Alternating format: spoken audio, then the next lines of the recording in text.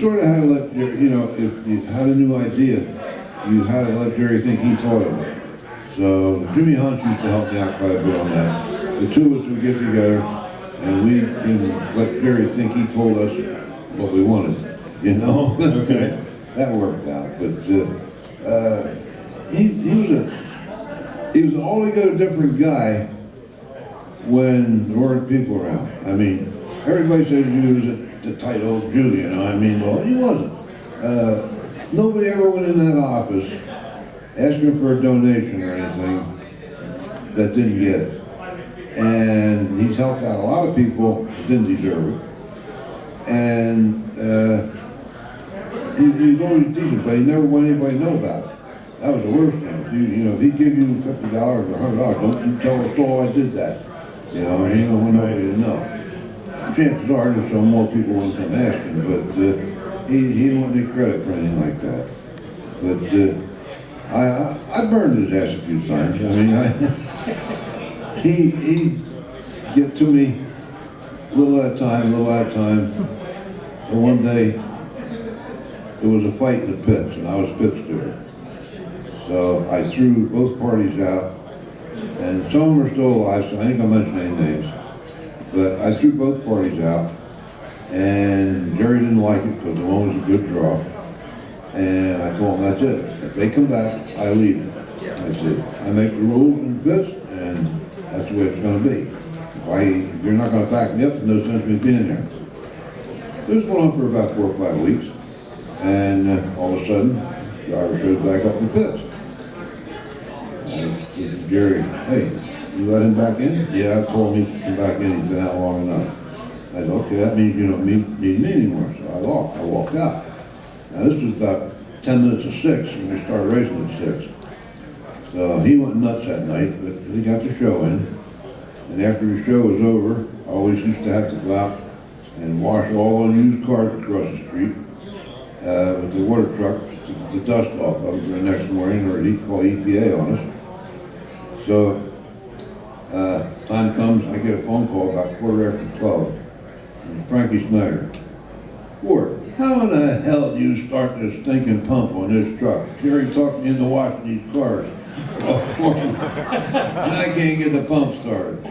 So I explained it to him, he got the pump running. I wasn't going down. Now Dot worked in the office. So Monday she goes to work, he don't say a word. He don't say nothing about me. You know, that's quiet. Tuesday she goes to work, don't say nothing then. Now Wednesday morning, the Snyder boys used to eat lunch with him every day. And they did nothing, that was their thing in life, to aggravate Jerry.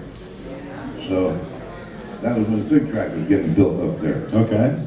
So they went over for lunch with Jerry, and they said, oh, did you see Ward this morning? And one Snyder boy said, yeah, he was in here for breakfast in the Lindy.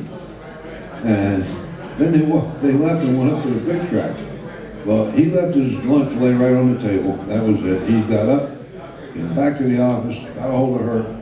You get a hold of your old man and you can get him down here now. So she called me, I went down.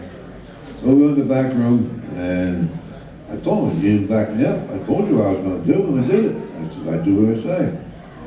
And so he made all kinds of promises and this and that, and we're going to straighten it out, and he's going to back me up from now on, and there'll never be another problem.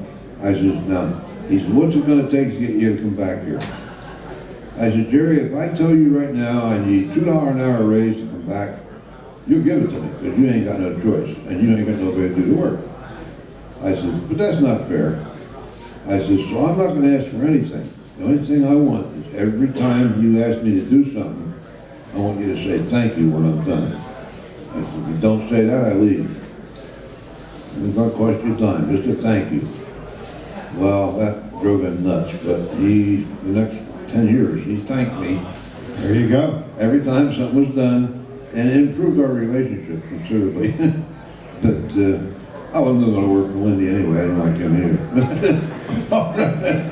But Ward, always great talking to you, and you know, you've been around the sport so many times, and I remember us being little boys, and you'd be always dickering with my dad or uncle with for race car parts. Yep. that's what completes the cycle as far as I'm concerned.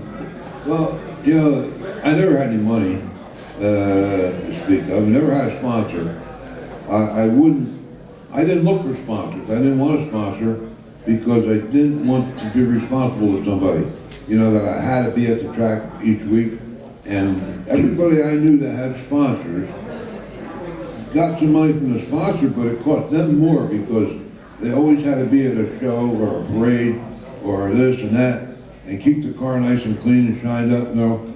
And most of them were getting 50 bucks or 100 bucks from somebody, and that guy ruled their life after that. So I really wasn't too interested in sponsorship, and I never spent a whole lot on the car. And most of my cars were pieces of crap, but I had a lot of fun with them, you know. I raced. It was that's when racing was fun. You could go out and Oh, you're absolutely correct. And your brother and your uncle, they were really nice to me. I mean, they sold me parts reasonable. They helped me out with a lot of knowledge, and it worked out really nice for me.